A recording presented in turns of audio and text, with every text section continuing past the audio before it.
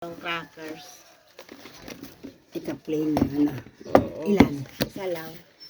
Kasi, baka mamaya matamis na naman ang bilihin doon. Ay. Kaya dalahan ng piya ko, matamis na lang kinakain. O, kailangan yung hindi masyado. Ayan, tama lang yan, Oo. Hansel. Kasi, pag bumili ng ganito, paresa ng juice. O, yun Matamis lang. yun. Talaga.